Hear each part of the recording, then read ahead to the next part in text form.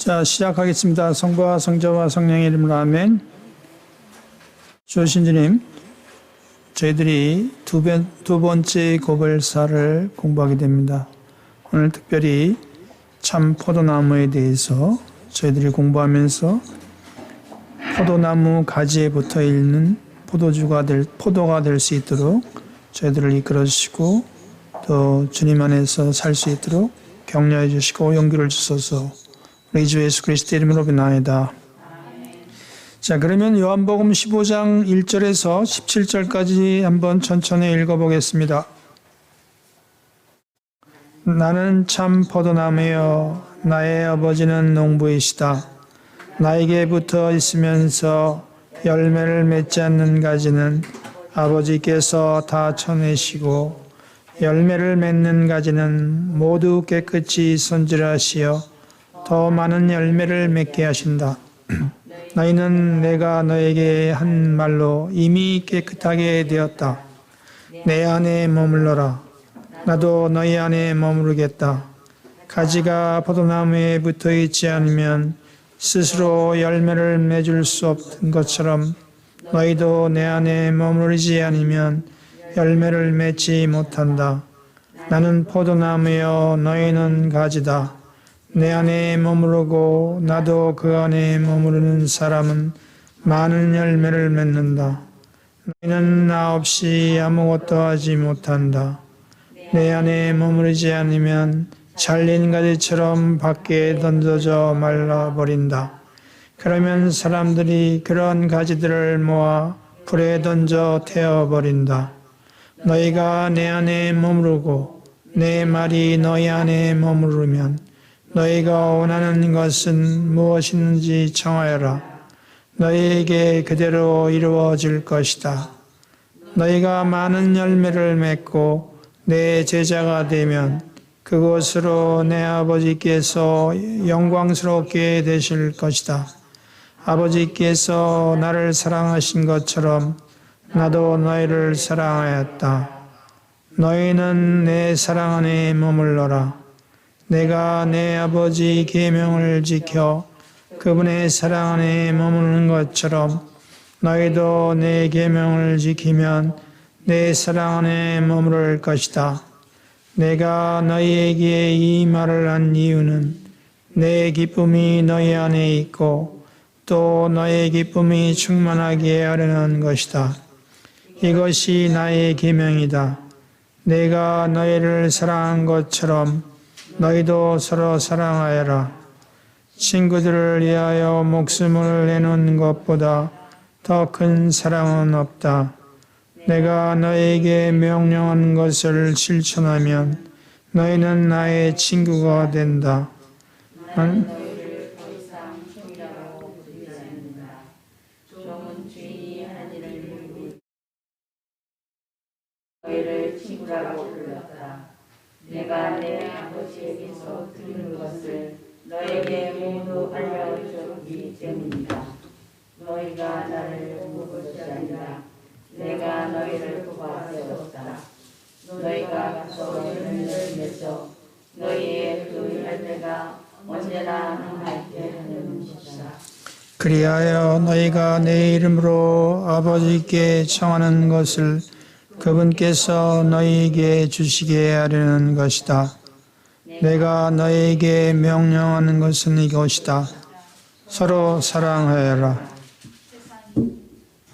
그 두 번째 고별사에서 그 큰 이미지는 참 포도나무라는 것. 그 예수님은 자기 정체성, 아이덴티티를 밝히기 위해서 꼭 시작하는 그 시작을 히브리 말로 에고 에이미 형식으로 나는 참 포도나무다 이렇게 얘기하십니다. 그것은 그 두 번째 나는 참 포도나무다라고 얘기하는 것은 요한 공동체가 겪는 위기 상황과 직결됩니다. 그것은 85년 얌리아위에서 예수님을 주님으로 고백하는 사람들을 그 그리스도 유대인을 박해하기 시작했습니다. 그래서 오늘 참 포도나무라는 이미지를 쓰셔서 말씀하시는 겁니다. 앞에 있는 건 다 그 지금 포도나무죠.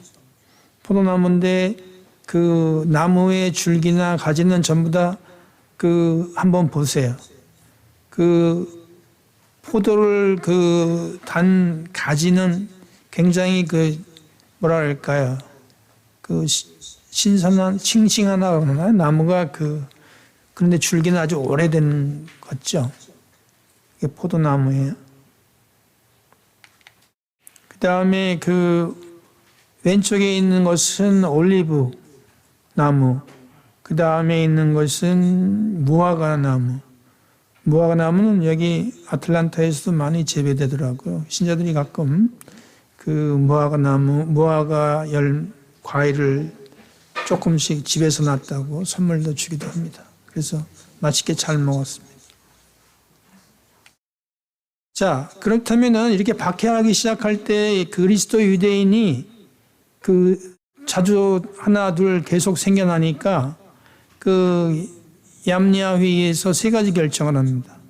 첫째는 그리스도인들에 대한 저주 기도문을 예배 시간에 큰 소리로 외우도록 한 겁니다. 그래서 그리스도를 믿는 유대인들이 그들의 신앙을 포기하거나 아예 회당에 나오지 못하게 하는 조치입니다. 두 번째는 예수님을 주님으로 고백하는 사람들을 유대교 회당에서 추박하고 그리스도 복음을 전파하는 사람들을 체포하여 처형시키려고 하는 것이죠.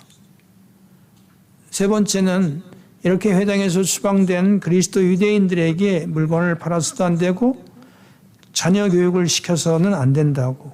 그러니까 그 당시에 도제 제도로 이렇게 전문가 집단을 형성한 것처럼 유대인들이 오늘날에도 이렇게 아주 좋은 머리 쓰는 그 직종이나 의술, 문학, 영화 이런 특수 분야의 그 전문직을 잘하는 이유들이 역사적인 배경 속에서 이렇게 도제 제도를 통해서 자기들만의 기술을 전수해주는 그 삶의 현장이 있었기 때문입니다. 자, 그렇다면 포도나무의 상징은 무엇을 의미하는 거냐면은 이렇게 그 얌리아 그 유대인 종교 집단에서 결정을 했기 때문에 요한 공동체 안에 있는 그리스도 신앙을 포기하는 사람이 많이 생겨나기 시작했어요. 그래서 그 나는 참 포도나무라고 하는 것은 포도나무의 가지에 나무에 붙어 있으면 살 수 있고 열매를 맺을 수 있듯이 그리스도인들이 살고 열매를 맺기 위해서는 그 예수님 안에 머물러야만 한다는 가르침을 주기 위한 것이죠. 그래서 참 포도나무는 예수님이고 그 그리스도인들은 새 이스라엘의 구성원들이다 이거죠. 그러니까 그리고 이제 아까 가지치기를 잘한 나무와 가지 손질을 잘하는 차이점이 있는데 그 열매를 맺지 못한 나무는 아예 잘라버리는 것을 가지치기라고 하고 또 다른 하나는 열매를 잘 맺기 위해서 손질해 주는 것을 가지 손질이라고 하는 겁니다.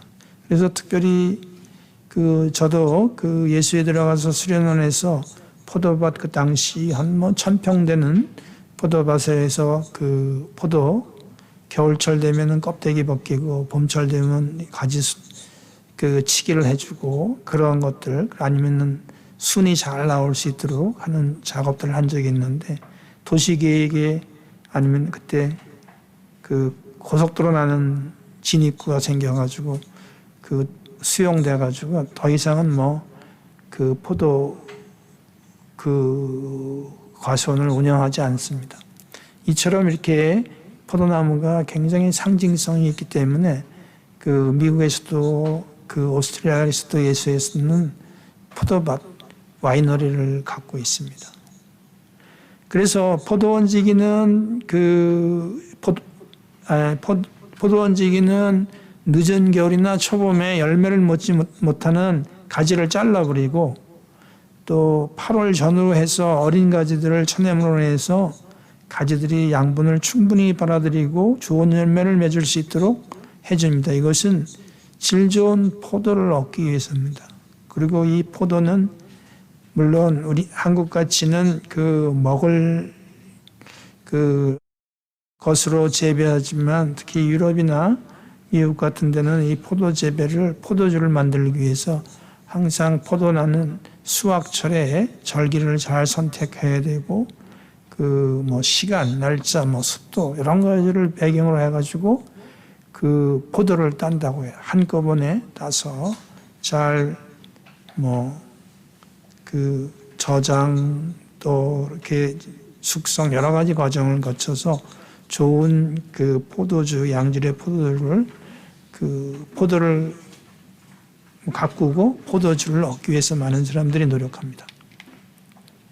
그러면 이 가지치기라는 것은 그 질 좋은 열매를 맺기 위해서 그 말라버린 가지들 잘라버려야죠. 또 그래서 제일 그 포도연지가 제일 먼저 하는 일은 열매를 맺지 못하는 것들은 밑동까지 과감하게 잘라버리는 겁니다. 우리 한번 사진을 한번 다시 볼까요? 이거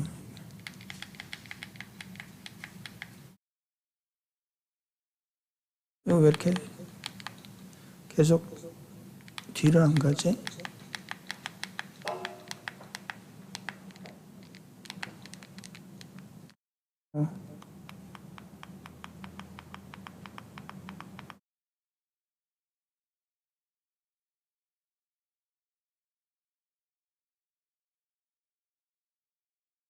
여기 보면은 그 나무에 이렇게 잘라낸 것들이 있죠.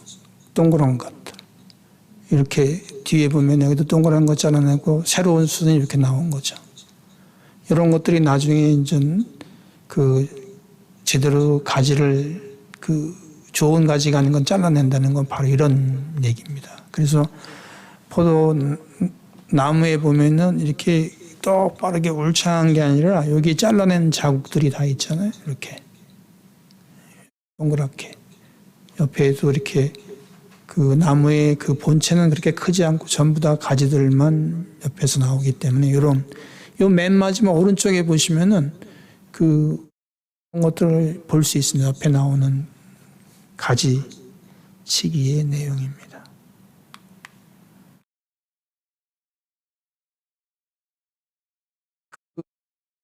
이거는 중요했고.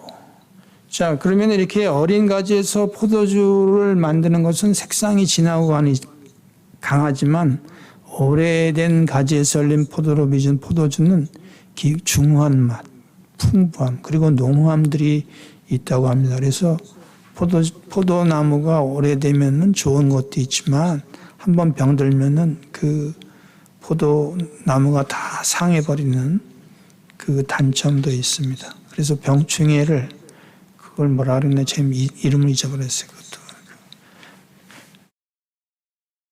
자, 그러면 가지 손질하기는 뭐냐면은 우리 어릴 때 보면은 그 어린 시절에 어린 보리삭을 밟으면 밟을수록 그 싹이 꺾이죠. 그렇다고 죽은 것이 아니고 그게 다시 일어나죠. 그래서 처음과 비교해서는 좀 억세게 그 강한 줄기로 그 다시 일어나서 보리가 5월 달 정도에 그 피는 것을 볼 수 있죠. 근데 뭐 12월이나 1월에는 그 다 죽은 것처럼 이렇게 그 엎어져 있고 삭이 안 나는 것처럼 보이지만 그것들이 자라나가지고 나중에는 이렇게 강한 줄기를 통해서 그 보리를 피게 됩니다.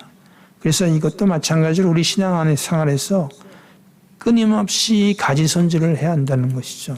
그래서 가지 손질을 하려면은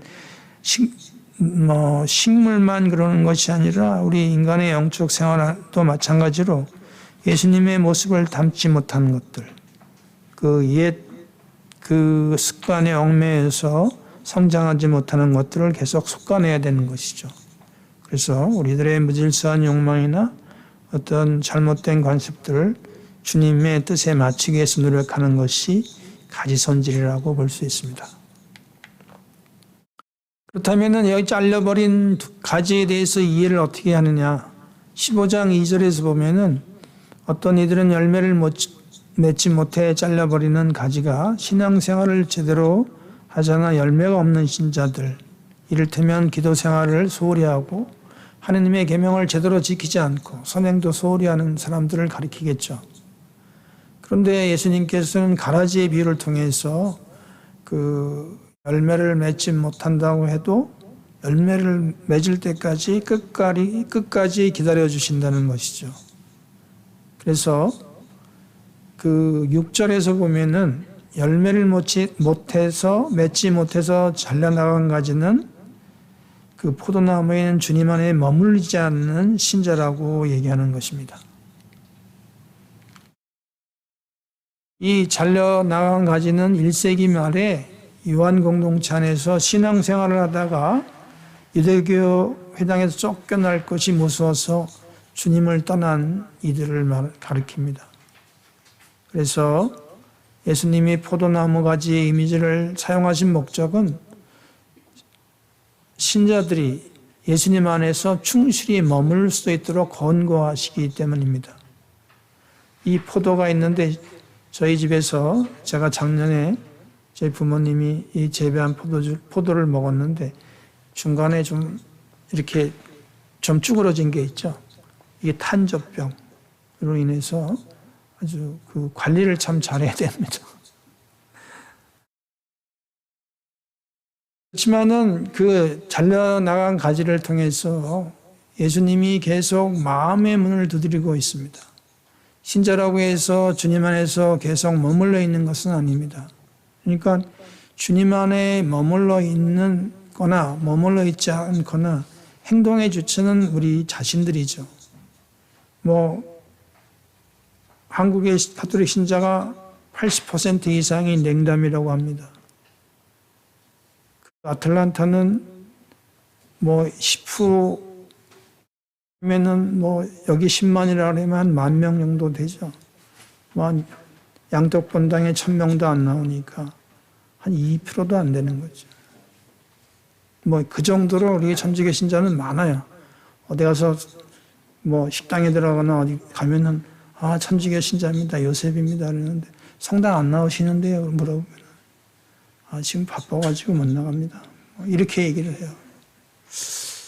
참 그런 분을 보고 어떻게 얘기할지. 다 비즈니스 한다고 다 그러시니까. 주님의 부르심으로 모든 것이 시작되지만 응답은 우리가 해야 되는 겁니다. 이 문을 두드리는 거는 그분이 하시지만 우리가 문을 여는 거는 열고 닫고 우리가 하는 것이니까 특별히 우리가 문을 열 수 있는 오픈 마인드가 될 수 있도록 계속해서 주님 안에 머물러 있는 노력을 해야 합니다. 언제 우리가 10%의 가톨릭 신자라고 얘기할 수 있는지 항상 우리가 계속 주님 안에 머물러야 하는 이유가 거기에 있는 겁니다. 그래서 요한복음 15장에는 예수님이 머무르라는 표현을 11번 하셨어요. 모두 그런데 11번 하셨는데 현재 시제입니다. 그러니까 계속해서 끊임없이 머무르라는 의미로 말씀하시는 겁니다. 그래서 우리 관계가 우리 탓으로 언제든 끊어질 수 있기 때문에 우리가 예수님 안에서 항구하게 머물 수 있도록 우리가 계속해서 노력해야 한다는 것입니다. 그래서 이런 것들은 우리가 한번 결심으로 주님 안에 머물리시면 좋겠지만은 항상 새로운 상황들, 새로운 문제 앞에서 우린 늘 새롭게 결심을 해야 합니다. 그래야지만 항구하게 머물 수 있는 것이죠. 신앙생활을 하면서 수많은 어려움을 겪고 있는 건 사실입니다. 그럼에도 불구하고 우리가 주님 안에서 계속 머물 수 있는 노력과 인내가 필요한 것입니다. 그래서 오늘 포도나무와 가지에 대한 은유적인 핵심의 메시지는 무엇인가? 그것은 그리스도 예수님과 신자들이 일치하는 것, 그리고 일치를 통해서 누리게 되는 생명의 삶과 그들이 맺게 되는 열매를 얘기하는 거죠. 이미 떨어져 나간 사람들을 얘기하는 것이 아니라 예수님으로부터 떨어져 나갈지 모르는 신자를 대상으로 은유적인 표현을 한 것입니다. 그래서 끝까지 예수님 안에 머무르려고 하는 이야기입니다.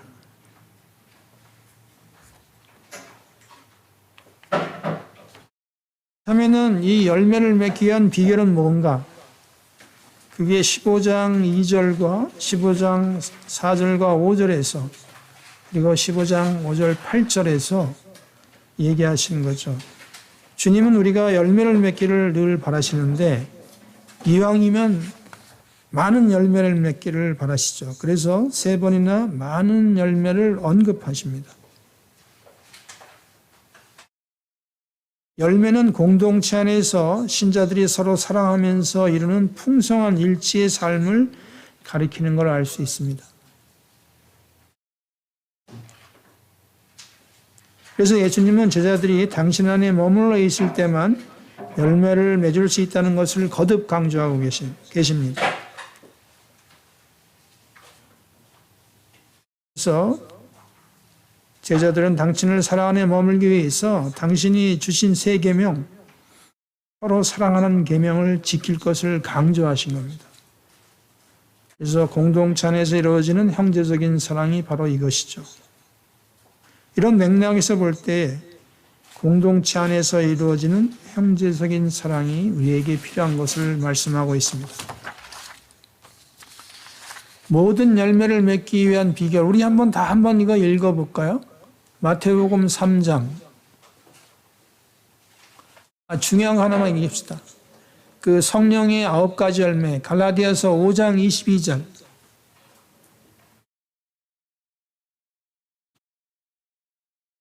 갈라디아서 5장 22절.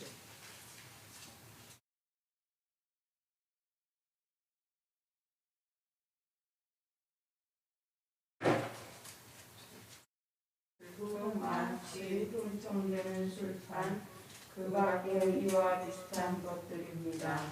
내가 여러분에게 이미 경고한 그대로 이제 다시 경고합니다. 이런 짓을 저지르는 사람은 하느님의 나라를 차지하지 못할 것입니다. 그러나 성령의 열매는 사랑, 기쁨, 평화, 인내, 호의, 선의, 성실, 온유, 절제입니다. 이러한 것들을 막는 법은 없습니다. 지금 그 9가지 성령의 열매에 대해서 얘기했죠. 그 다음에 에베소서 5장 9절을 한번 읽어보세요.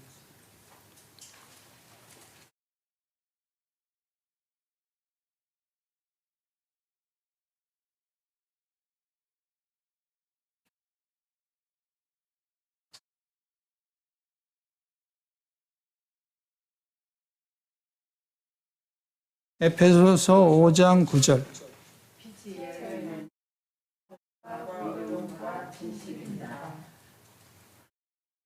그 다음에 그 히브리서 13장 15절.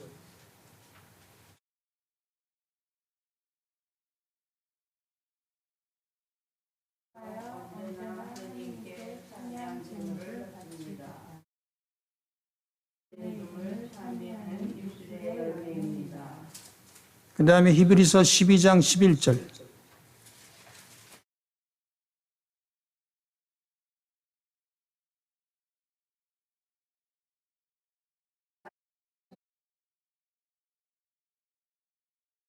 그것으로 훈련된 이들에게 평화와 의로움의 열매입니다.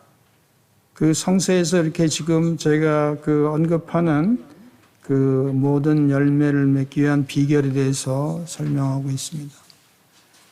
그래서 그 그리스도 안에 머물러야 있는 한 우리는 공동체의 구성원끼리 서로 사랑하면서 맺는 열매는 물론이고 다른 모든 열매를 맺을 수 있게 된다는 것이죠. 그래서 가지들이 풍성한 열매를 맺는 비법은 하나뿐입니다. 포도나무에 붙어 있는 것입니다. 그 우리 예수님 안에 사는 것이죠. 그 우리는 주님 안에 머물러 있기만 하면 됩니다. 그래서 포도나무인 당신에게 붙어 있어야만 풍성한 열매를 맺을 수 있다는 약속이기도 합니다.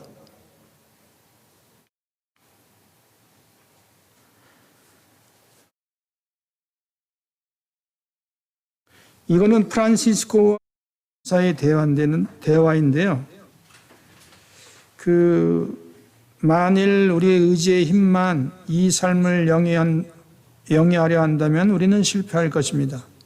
자신의 힘으로 무엇인가를 이룰 수 있다는 생각으로 애를 쓰며 발버둥 치면 칠수록 주님의 도움을 놓칠 수 있음을 알려줍니다. 거룩함이란 인간의 노력과 성실을 요구하지는 않습니다. 마음의 순수성은 인간의 노력과 결심으로 얻어지는 것이 아닙니다. 거룩해지고 싶다는 열망조차도 주님을 향한 순수하고 단순한 열망으로 바꾸십시오. 우리가 스스로 무엇인가를 하려고 하면은 몸부림치면 결국 신앙생활은 지칠 수밖에 없다는 것이죠. 그래서 이사야서에 이런 얘기 있죠. 주님께서 바라는 이들은 새 힘을 얻고 독수리처럼 날개치며 올라간다. 그들은 뛰어도 지칠 줄 모르고 걸어도 피곤할 줄 모른다. 우리는 독수리처럼 하느님께서 주시는 상승기류, 곧 하느님의 능력에 우리 자신을 내맡길 수 있는 노력을 해야 합니다. 이것은 태아가 어머니와 연결되어 있듯이 생명을 보존하기 위해서 선택하는 선택사항이 아니고 필수사항이라는 것이죠. 그래서 우리가 예수님 안에 머물러 있는 생명을 보존하기 위해서 반드시 필요한 조건입니다. 주님이 우리 안에, 우리가 주님 안에.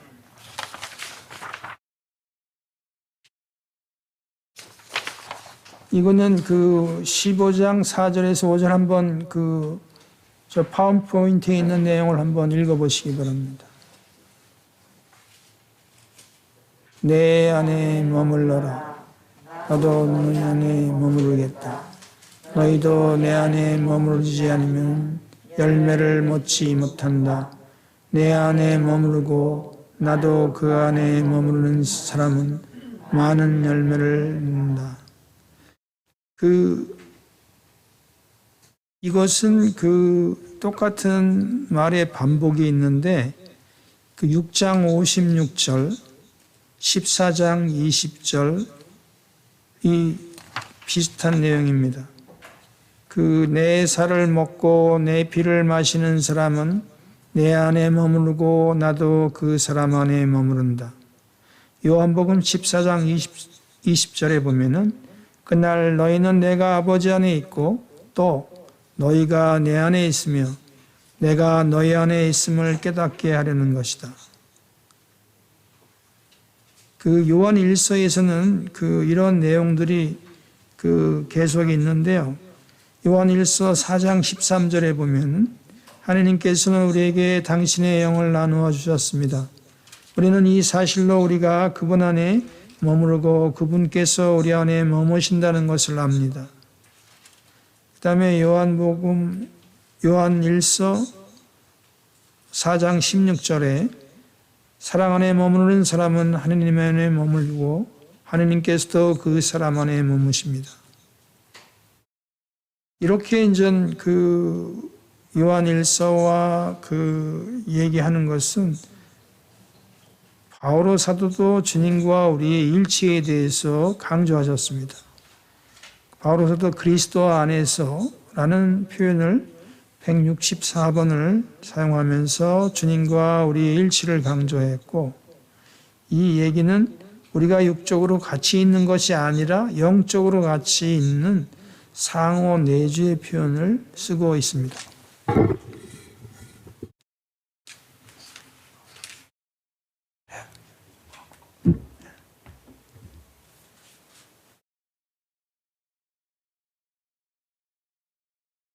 자, 우리의 몸은 하느님의 성전이라는 표현이 있습니다. 고린도 2서 6장 16절에 한번 찾아보시기 바랍니다.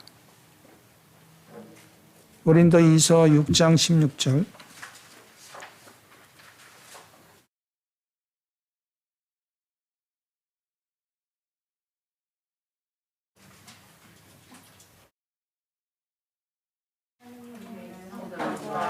사람들이 어떻게 뜻을 같이 할 수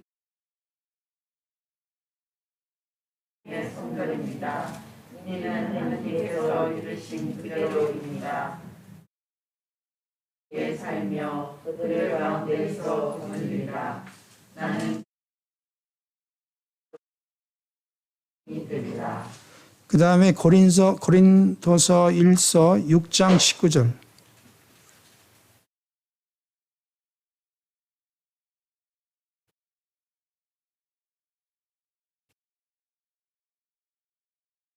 우리 여러분 안에 계시는 성령의 성결임을 모릅니까? 그 성령을 여러분이 하느님에게서 받았고 또 여러분은 여러분 자신의 것이 아님을 모릅니까? 그 17세기의 가르멜 그 수사님인 로렌스 수사님이 한 얘기를 제가 읽어드리겠습니다. 영적인 삶에서 가장 거룩하고 가장 보편적이고 가장 필요한 연습은 하느님 현존이다. 그것은 하느님의 거룩하신 동행을 즐겨하고 거기에 익숙해지는 것이다. 언제나 매 순간 정해진 규칙이나 제한 없이 특히 시험과 고통과 메마름과 역겨움과 불충실함과 죄악 가운데서 그분과 더불어 겸손하고 애정 깊은 대화를 나누는 것이다. 우리가 그리스도인의 몸은 하느님의 거처하는 성전이므로 이 성전을 통해서 우리가 대화하는 노력들을 우리가 하는 필요를 얘기하고 있습니다. 자, 그러면은 하느님의 영광을 드러내는 삶은 무엇인가? 그 공동체 안에서 형제자매를 사랑하며 풍성한 삶을 살아가면 우리가 당신의 제자가 되고 아버지 하느님의 영광을 받을 것이라고 말씀하십니다. 그 초대교회는 어떤 사랑과 섬김의 일치를 잇는 아주 좋은 본보기의 공동체였습니다. 그 당시 이런 초대교회의 모습을 본 주변 사람들, 특히 로마의 박해를 받으면서 그리스도에게 호감을 느끼고 신앙을 갖게 돼서 그 로마 제국의 그 국교가 된 것은 그 예수님의 가르침보다는 눈앞에 보이는 그리스도인들의 행동과 모습이 그들에게 그 사랑과 섬김 그리고 일치는 모습을 보여주었기 때문입니다.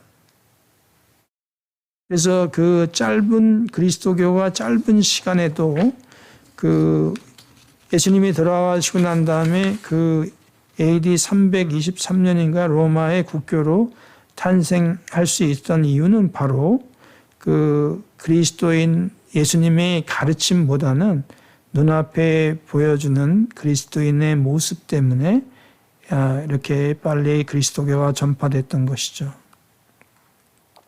그렇다면 하나님의 더 큰 영광을 위한 삶을 우리가 그 예를 통해서 초기 공동체의 사람들이 그렇게 그 그리스도인이 되었던 그 자체를 본다면 그것이 바로 하나님의 영광을 위한 삶이라는 것이죠.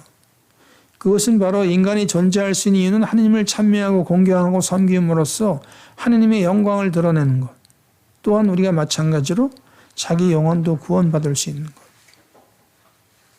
그래서 후회 없는 인생, 기쁨과 보람이 가득한 찬 인생을 살기 위해서는 우리의 그 창조 목적을 잊어서는 안 되는 거죠. 그 하나님을 찬미하고 공경하고 섬기는 노력들을 우리가 해야 한다는 것이죠. 그래서 미켈란젤로의 그 천지 창조와 최후 심판의 그림 보면은 그 로마에 가면은 그 시스틴 성당 벽화를 볼 수 있죠. 다 쳐다봐도 정말 너무 그 잘 그려놔서 그렇게 먼데도 불구하고 거기만 들어갔다 나오면 이게 고개가 빳빳하게 나오잖아요. 그 정도로 아주 그 벽화인데 정말 그 그림을 위해서 정말 꼽추가 되다시피 사람이 아주 미켈란젤로의 천지창조와 최후의 심판을 그림을 보시면은 옛날에 같으면 구경을 할 때 참 잘 그렸다. 근데 그거를 정말 사진 찍어 와서 이렇게 세세히 보면 정말 아주 꼼꼼하게 아주 구체적으로 잘 사람 하나의 그 인상까지 차기까지 표정까지 다 놓치지 않고 이렇게 잘 그렸던 그림을 볼 수 있습니다. 그래서 이렇게 얼마나 정성을 했는지를 보시면은 그때 이제 이러한 어떤 천지창조하고 최후의 심판의 그림을 그리고 난 다음에 그 예언자 에레미야처럼 늙고 지친 느낌이다. 37살밖에 안 됐지만 얼마나 늙어버렸으면 친구들조차 알지 못했다고 합니다.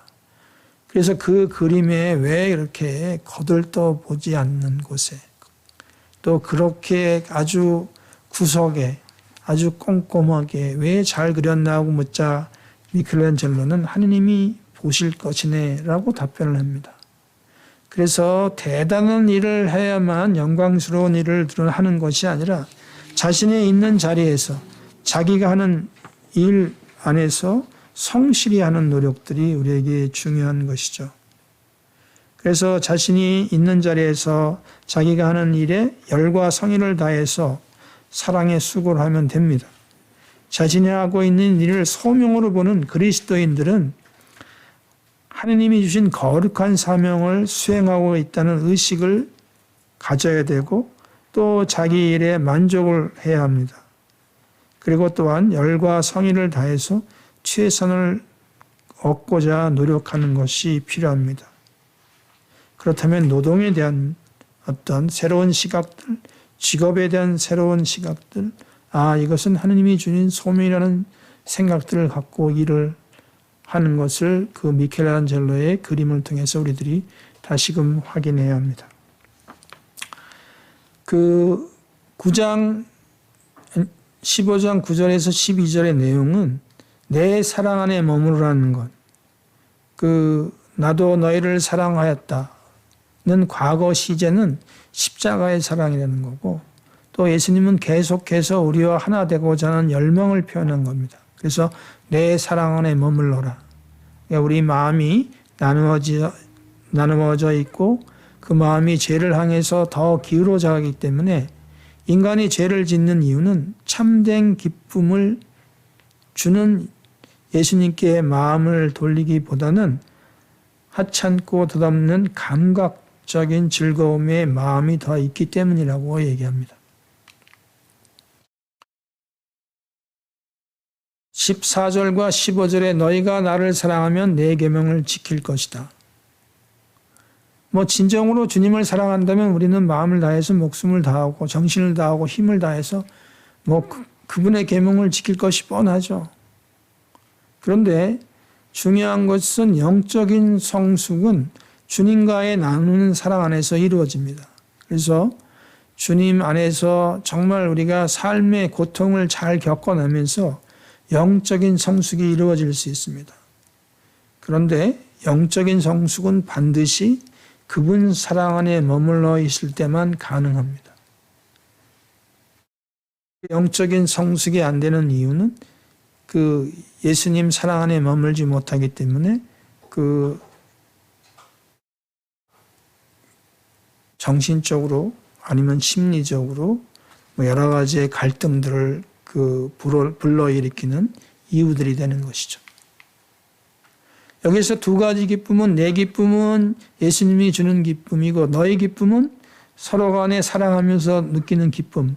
하나는 수직적인 하느님이 주시는 것은 수직적 차원의 기쁨이고 수평적인 기쁨은 너의 기쁨. 그러니까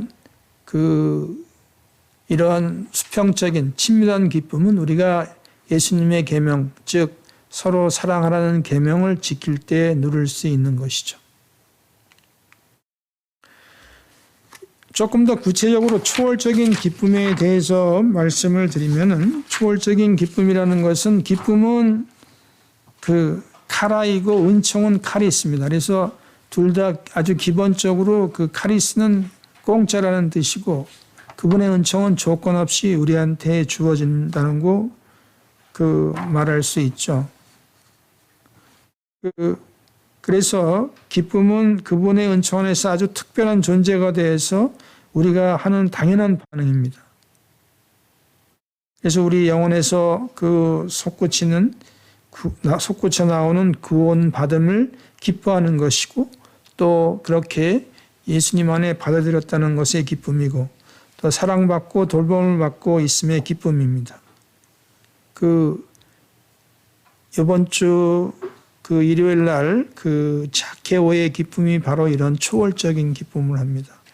자기가 현실 생활에서의 어떤 세리로서, 세관장으로서, 키가 작은 사람으로서 무화과나무에 올라가 예수님을 만나는 것처럼 사람이 심리적, 또 아니면은 제도적, 정치적 여러 가지의 갈등의 심리적인 장애가 있던 사람이 예수님을 만남으로 인해서 초월적인 기쁨을 누리는 모습을 이번 주 자케오의 예수님과 자케오의 만남에서 보여주는 것이죠. 이것은 우리 영혼에서 솟구쳐 오는 구원받음의 기쁨이고, 받아들였다는 기쁨을, 또 사랑받고 돌봄을 받고 있다는 기쁨의 초월적 기쁨을 보여주는 좋은 성서의 예라고 할 수 있습니다.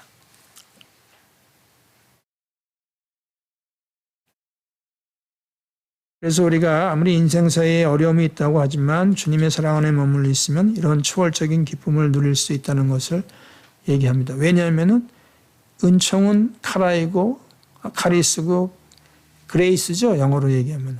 기쁨은 카라이기 때문에 이 공짜라는 겁니다. 공짜. 조건 없이 주어지는 기쁨들. 이 친밀함의 기쁨은 아까 말씀드리기 좀 수평적인 기쁨인데, 아담이 외로움에서 하와가 있으므로 이 세상에 존재하면서 이렇게 외로움이 사라집니다. 그래서 하와를 통해서 대화를 하게 하고 웃음이 나오고 노랫소리가 들려오게 됩니다. 그래서 우리가 삶을 살 때 사람과의 관계를 외면하고 산다면 이건 완전히 인간적인 삶이라고 할 수 없죠. 그런데 이런 친밀한 기쁨을 느끼기 위해서는 제일 경계할 것이 무관심과 무감각을 경계해야 합니다. 그래서 사랑의 반대말은 무관심입니다.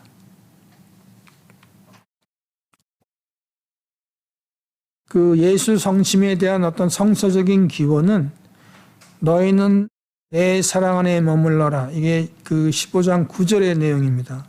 그래서 예수 성심에 대한 성서적인 배경은 요한복음 15장 9절에 있고, 이 교황 비오가 말씀하신 신앙의 비오 12세 회칙에 물을 기리라는 내용의 예수 성심의 신심을 회복하기 위해서 노력하라는 것들을 얘기하면서 제가 읽어드리겠습니다. 예수 성심 안에서 예수 그리스도의 무한한 사랑의 상징과 명백한 표상이 있으며 그 사랑은 우리를 다시 사랑으로 향하게 합니다.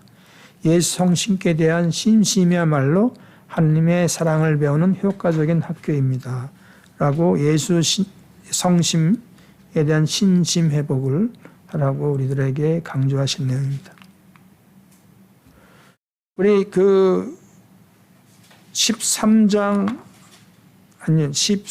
13절하고 15절을 우리 다시 한번 읽어볼까요? 요한복음.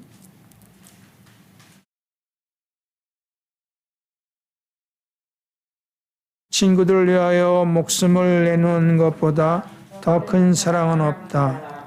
내가 너희에게 명령하는 것을 실천하면 너희는 나의 친구가 된다. 나는 너희를 더 이상 종이라 부르지 않는다. 종은 주인이 하는 일을 모르기 때문이다. 나는 너희를 친구라고 불렀다. 내가 아버지에게서 들은 것을 너희에게 모두 알려주었기 때문이다.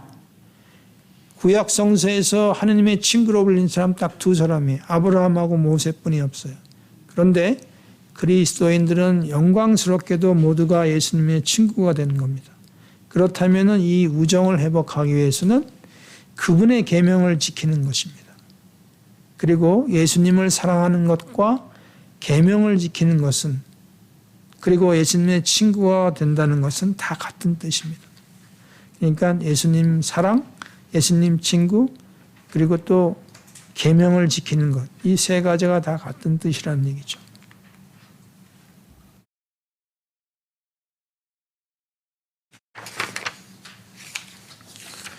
자, 이웃과 함께 예수님 안에서 공동체로 존재하는 사람만이 하느님의 모상을 온전히 드러낼 수 있다고 얘기합니다. 그래서 요한복음 15장 1절에서 17절에는 교회라는 그 단어가 등장하지 않지만 포도나무 가지들이 서로 연결되는 이미지는 교회를 상징하고 있습니다. 그래서 사도 바오로가 몸을 구성하는 지체들의 이미지로 교회를 묘사하죠. 여기 그 고린도 1서 12장 12절에서 20절의 내용을 살펴보시면은 각 지체에 대해서 얘기하고 있습니다. 그 지체를 구성하는 것이 교회라는 것. 가나안 신자가 누군지 아세요? 코로나나 코비드로 인해서 성당에 가지 않고 집에서 기도하면 마음도 편하고 집중이 잘 된다고 생각하는 사람. 안락의자에 앉아서 TV를 미사로 유튜브 미사 참석하고 인터넷 올라온 강론을 읽거나 들으면 된다고 생각하는 사람. 그런데 신앙생활은 예수님의 몸인 교회 안에서 반드시 이루어져야 됩니다. 교회는 예수님의 몸이고 신자들은 몸을 구성하는 지체죠. 지체가 몸에도 떨어져 나간다면 어떻게 살 수 있겠어요? 그래서 교회를 가리키는 그리스 말로 에클레시아, 불린 사람들의 집단이라고 의미를 합니다. 그래서 저희도 인터넷 방송을 대림 전까지 하려고 합니다. 왜? 교회에서 모여서 참석을 해야지. 교회 바깥에서 있는 것은 유튜브 보는 사람은 신자라고 할 수 없기 때문이죠. 그래서 교회는 주님께서 부르시어 구원해주고 또 사랑으로 돌보아 주시는 신자들의 모임입니다. 그래서 교회를 떠나 있는 사람은 엄밀한 의미에서 그리스도인이라고 보기 어렵습니다. 교회에 귀 기울인다는 것은 곧 주님께 귀 기울인다는 것입니다. 그래서 이 말은 대림 시기에, 주님 성탄 대축일에, 사순 시기에, 주님 부활 대축일에, 주님 승천 대축일에, 성령 강림 대축일, 또 성모 몽서 승천, 예수 탄생, 이 전례역에 따라서 교회 생활을 참여한다는 뜻이기도 합니다. 자, 결론으로 예수님은 나는 이다, 나는 포도나무다 라고, 나는 참 포도나무라고 하셨죠. 이런 에이고 에이미 형식을 2번 고별서로 시작합니다. 그리고 나머지 6번 하죠. 나는 생명의 빵이다, 나는 세상의 빛이다, 양들의 문이다, 나는 착한 목자다, 나는 부활이요 생명이요 길이요 진리요 생명이다. 이렇게 나는 뭐뭐이다라는 예수님의 하느님에 대한 아이덴티티, 자기 신원을 7번이나 사용하면서 7번, 특히 요한복음에서 7번의 기적을 행하십니다.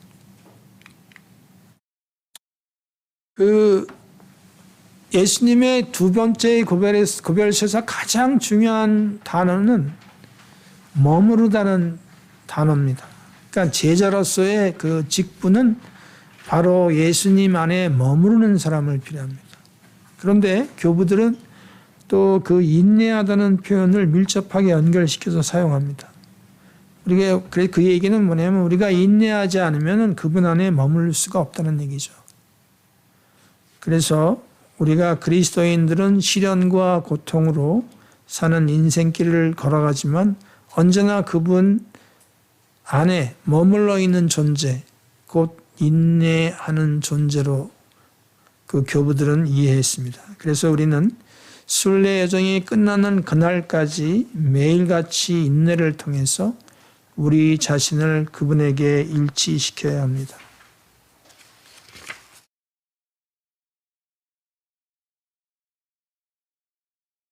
자, 오늘 강의는 여기까지 마치겠습니다.